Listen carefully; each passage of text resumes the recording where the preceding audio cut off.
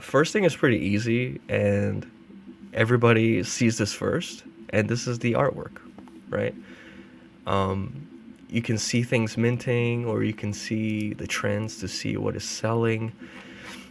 Sometimes I've seen these, start from the bottom and go all the way to the top in a matter of like 30 seconds. And it could have many, many different reasons. Sometimes when I see things minting, whether free or not, I can I can see them pump. And a lot of times you can just see it by the art. And it's hard to tell sometimes because there's also, this is the NFT space. It's like the wild, wild west. Projects are popping up day in and day out, and it could be really anything that catches people's interest. And there's definitely a trend of things. Like, I find myself buying NFTs or minting NFTs, not specifically just because the art is good. If the art is unique and it's good, I'll probably buy into it just because of its uniqueness and people haven't seen certain things like that. But a lot of times I'm buying things just because it's part of the trend. The amount of Kevin NFTs I have hidden in my wallet is staggering, because there was a trend where Kevin was everything. Kevin was king. You know, I was seeing like Kevin derivatives popping up like every day. It was nuts. And then before that, it was all anime NFTs, all female NFTs, waifu NFTs. But you know what I'm saying? It's like, you can look at artwork, but it also depends on what people are liking at the moment. And that can also change really quick. But enough about artwork. Next thing you look at is community. It's super easy to check community. When things are minting or trending and you're interested in buying it, most likely everybody will join the Discord and see what people are saying, right? If people are hyped about it, that's great. But sometimes I've seen, like, let's say an NFT is trending at the top, right? You would assume that everyone's very happy, but not always the case. A lot of times, just because an NFT's at the top of the trending doesn't mean it's all good, because they could be going up in volume of sales because prices are tanking. It could be at the top, trending collection, but you join the Discord and you realize really quickly that people are fudding. There's many, many indicators, and we just talked about two, the art, community, and those are really a big factors. And then we can go into utility, and this is like kind of a gray area, especially at a time where a lot of projects kind of have the same roadmap. Like 95% of the roadmaps are exactly the same. They're just literally copy pasting, paraphrasing. And I think part of it is because, the blockchain tech, it's advancing, but also there is certain limitations of what you can do, right? And as we're waiting for more technology, the only options that these projects have is really just to display a roadmap that is available to them. And until there's more development in technology, they can come out with, better roadmaps, more cooler, more unique things. From that point of view, if 95% of roadmaps are basically the same, what do you look at? You look at the team. Whether they're able to, how they're able to deliver a roadmap effectively or efficiently or well, just depends on the team that is behind the project that say that they're going to deliver a certain roadmap. One project that is doing really well, for example, I got so lucky with this, to be honest. I saw this minting even before 200 was minted, and it was free. First 555, I minted about 100 of them, and I saw the art. Art is great. It's along with the trend. It's anime based. Again, it's a P2E, my play to earn sort of game in development. But that's what, like, everybody says.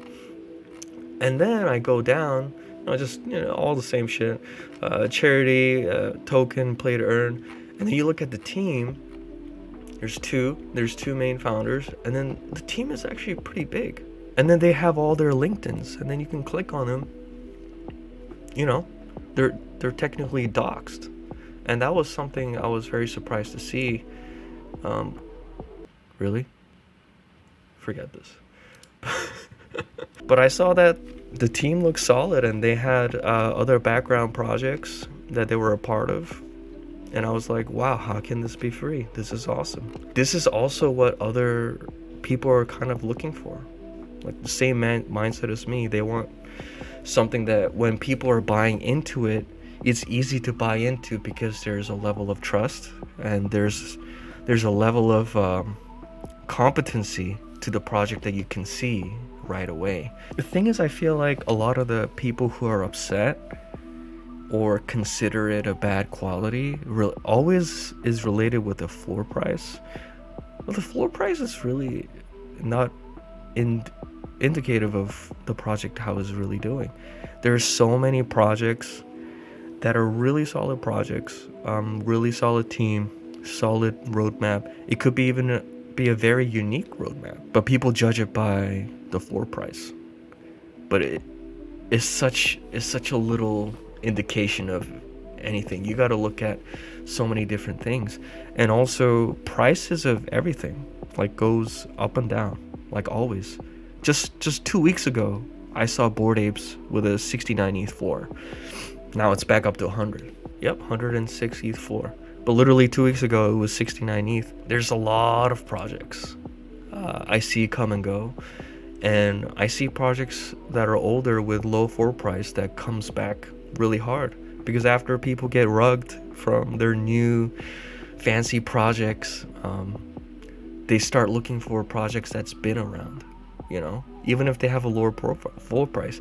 And what people don't understand about floor prices is that low floor price doesn't necessarily mean bad, especially if you're looking for volume. Lower the floor price, easier it is for entry for a lot of people, and that's how you bring volume. If your project is at an ETH, it's probably going to be hard to sell a lot of it in volume. And you know, over here, if you look at the trending, they're usually trending above like, you know, 50 sales an hour, or sometimes like Shine's NFT, when it first minted out, it went up to like 1,000 sales an hour. But that was only possible because the floor price was so low. If the floor price was high, it would have definitely had less volume. So as much as you can call people paper hands for listing low, you have to thank them, because essentially what they're doing is they're creating traffic for you at their own cost. We should be give them a clap, you know. They're giving us traffic at their own cost. That's literally what they're doing. Good for us. But a lot of people don't understand that. They just see low floor price and they freak out and they start flooding the chat. Some red flags that I've also heard people talk about is Discord's being hacked. I have seen Discords or projects get annihilated by hacks. It doesn't necessarily mean that the whole project is bad, because it could, as unfortunate as it is, it could just take one person who is not careful and clicked on a bad link from a DM or something, and the whole Discord gets hacked. But it's not representative of the experienced team or the developers that's on the team. It could just be, you know, a mod that was joined a couple days ago and the whole Discord got hacked. And I've seen projects get absolutely wrecked because of that. But also, it's not always the case that shows like the complete lack of experience of the team. It could just be unfortunate situations. But if you guys have any other questions or regarding this matter, just put a comment and I'll make another video, go a little more depth into certain different topics. Thank you for watching. Have a good day, guys.